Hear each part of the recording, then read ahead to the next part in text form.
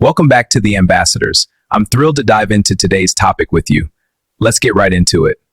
Welcome to This Explainer. Today we're unpacking something that, on the surface, looks like a quiet, deeply personal daily reading. We're looking at a May 2026 entry from the Ambassadors Daily Banquets devotional.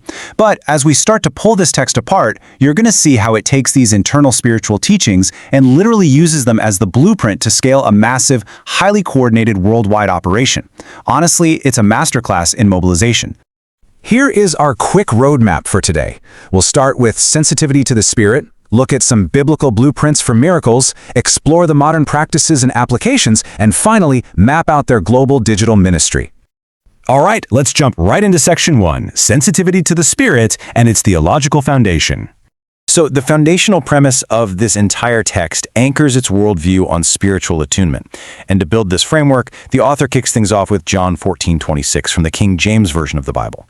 By placing this verse front and center, the text establishes immediate, undeniable authority. The message to the reader is crystal clear, right? The instruction you're about to receive isn't just, human advice. It's rooted directly in a divine communication channel. Now, what is truly fascinating here is how the author explicitly defines this sensitivity. In a lot of contexts, we think of spirituality as this passive feeling of peace, right? But this source text defines it as highly active. It demands precise timing and deep discernment. It frames spiritual alignment as the exact mechanism you need to effectively release supernatural power and manifest signs and wonders. It treats sensitivity almost like tuning a high-frequency radio dial. If you aren't dialed in to the exact right frequency at the exact right time, well, you miss the transmission entirely, and you miss the miracle. Moving right along to Section 2, let's look at the biblical blueprints and historical precedents for these miracles. To back this up, we've got two really interesting historical examples here. On the left, we have the ultimate internal example, Jesus being actively led by the Spirit into the wilderness, using that precise divine guidance to perfectly respond to temptation. Then, on the right, we have a purely external example of action with the Apostle Philip. According to the text, Philip received a highly specific Spirit-led instruction to approach the Ethiopian eunuch. His immediate obedience to that exact timing resulted in a major conversion and baptism. So, the author uses these two pillars to show that whether you are fighting a quiet internal battle or doing loud external outreach, exact alignment with divine direction is the absolute prerequisite for success. Which brings us to Section 3, how they bridge the gap with modern practices and applications. So here's where the author creates a real sense of tension by pointing out a major modern disconnect. The text argues that many believers today actually fail in their efforts. They might be praying constantly, they might be out there ministering, but they are doing it all without actually listening for God's exact guidance. The critique here is sharp. Without this precise sensitivity, your actions are totally mistimed, and because of that, they lack impact. It's essentially telling the reader directly, hey, your efforts aren't working right now because your timing is just off. Okay, so how do we fix it? The text doesn't just leave you hanging. It lays out a highly structured three-step daily procedure. Number 1, engage in daily prayer. Number 2, meditate on the Word. And number 3, maintain a high attentiveness to inner promptings. It takes this big abstract concept of spiritual sensitivity and distills it down into a totally repeatable daily operational checklist. Do these 3 things the text promises, and your heart becomes responsive, setting you up for supernatural results. Then, directly challenging the reader, the devotional shifts gears from giving instruction to straight-up interrogation. In a specific life application section, it asks this introspective question to prompt immediate personal evaluation. It basically forces you to stop passively skimming the page and actively grade your own spiritual performance. Are you actually alert? Are you actually listening? It's a really smart way to create immediate psychological buy-in.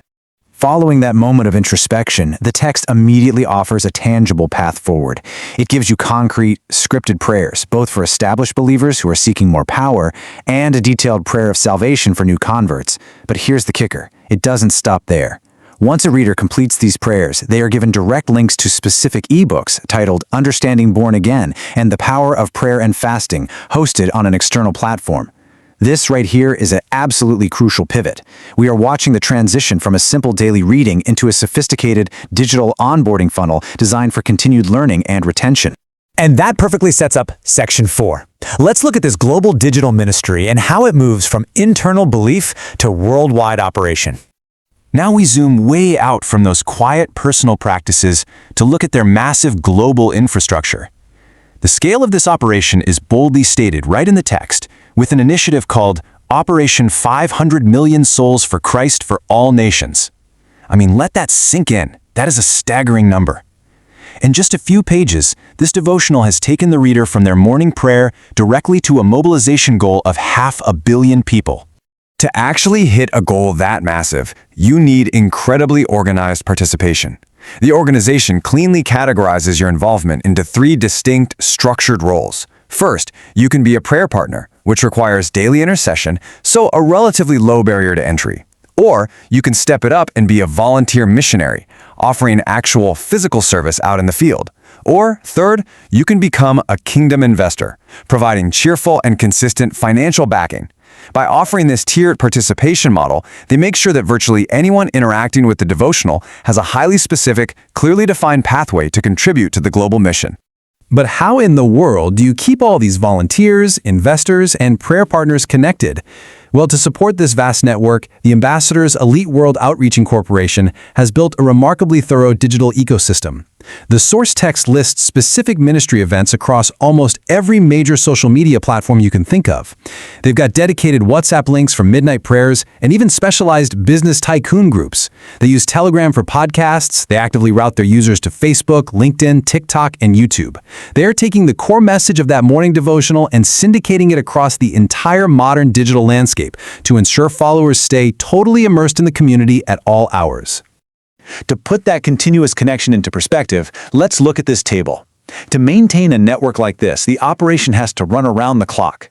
The source text proves they do this by listing an extensive global prayer time zones directory. Look at how a midnight prayer in Nigeria is structurally mapped to seamlessly connect with an evening prayer in the United States and a morning prayer over in the Philippines.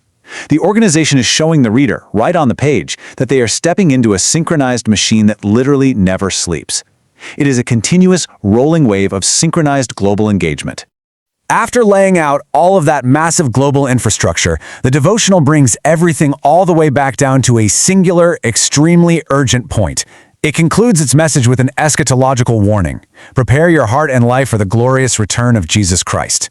This final note acts as the ultimate engine for the whole operation. Think about it. It ties the quiet daily practice of spiritual sensitivity, the downloading of ebooks, the joining of WhatsApp groups, and the global mobilization all back to the anticipation of Christ's return.